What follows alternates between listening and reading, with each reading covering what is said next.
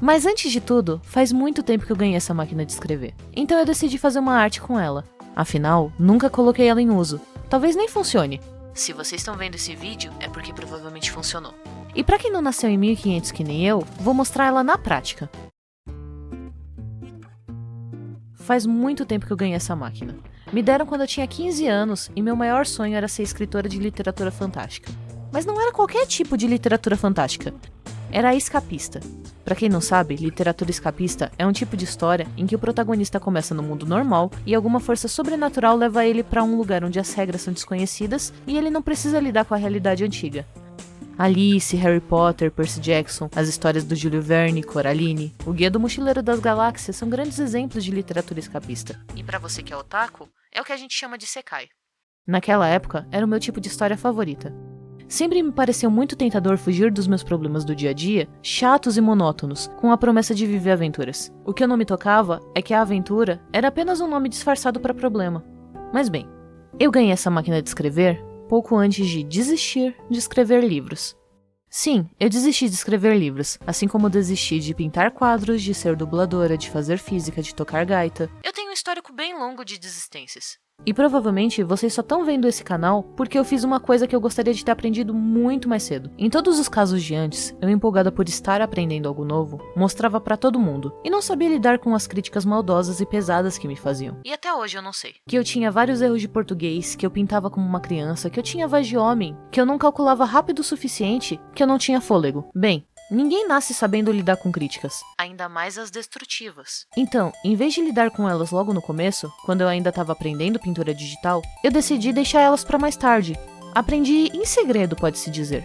E deu certo. As críticas que vieram depois me ajudaram a melhorar, porque eu já conhecia a ferramenta e via minhas próprias falhas. Eu não sei você, mas quando eu vejo um filme, anime ou livro muito bom, mesmo que a minha vida esteja desabando ao redor, eu sinto um pouquinho mais de força para continuar lutando. A primeira vez que senti isso foi com esse livro aqui, chama As Aventuras do Caça-Feitiço, e me ajudou muito numa época em que nada do mundo parecia fazer sentido, e eu só precisava de um lugar seguro. Hoje em dia, eu faço vídeos por alguns minutinhos que ajudam algumas pessoas a escapar um pouquinho da realidade delas, e se distrair. E eu tenho uma esperança secreta que, de alguma forma, eles estimulem de algum jeito você a enfrentar seus problemas. E eu quero explicar o porquê disso. Pra quem já tentou escrever uma história, deve estar familiarizado com a jornada do herói. Basicamente tem um carinha chamado Joseph Campbell, que descobriu que grande parte das histórias seguem uma linha de narrativa muito parecida. Porque são tipos de história que gostamos de ouvir. E resumindo, são 12 passos. E a explicação pra eles é longa demais pra um vídeo metido a besta de uma garota datilografando. Então eu vou deixar um link no primeiro comentário fixado, caso você queira entender melhor. E agora eu quero falar sobre como as histórias são contadas. Segundo essa tese, quando o protagonista retorna ao mundo comum, depois de sua aventura, o mundo que ele vivia pode não ter mudado, mas ele já não é mais o mesmo, pois ele decidiu encarar seus desafios e viver, e agora ele tem, depois da última página do livro, o poder de mudar sua percepção sobre a realidade com seu novo conhecimento. E eu acho que é meio que isso que acontece toda vez que a gente falha ou tem sucesso em algo. É como se nós estivéssemos dentro de várias narrativas ao mesmo tempo, sendo protagonistas e antagonistas, mudando o mundo e observando a mudança a cada decisão tomada. Existem livros que levam anos para serem escritos, e até hoje eu estou esperando o terceiro livro de uma das minhas séries favoritas chamada O Nome do Vento. Mas não é como se o autor tivesse desistido da história. Se trata apenas de uma pausa. Às vezes um herói precisa descansar e pensar em outras coisas. E o que eu quero dizer com tudo isso é que tá tudo bem dar uma pausa.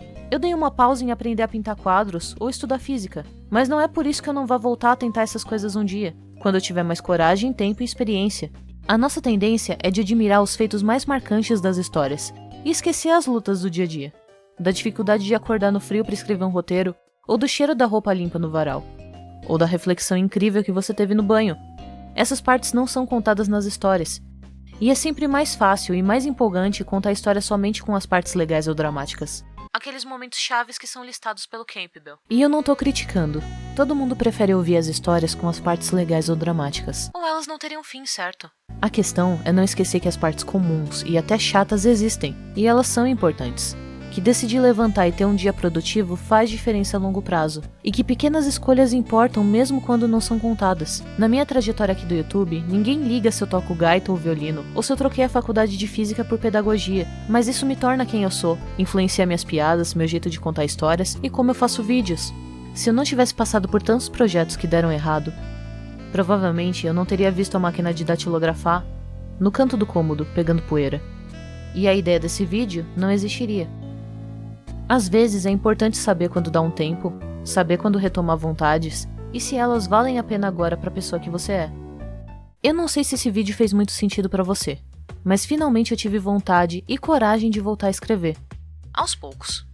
Eu queria compartilhar isso com vocês.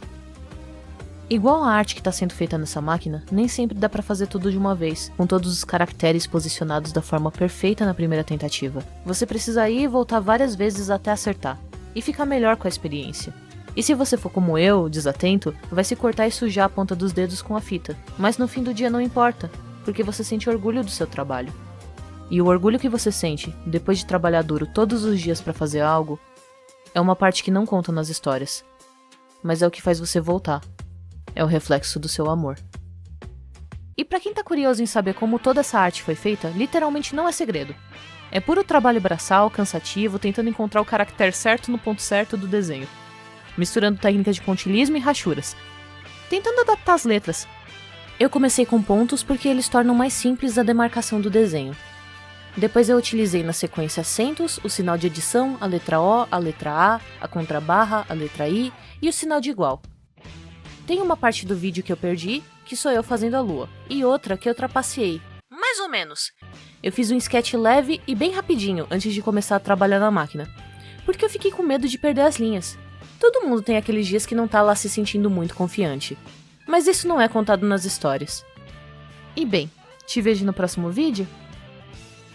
Até mais!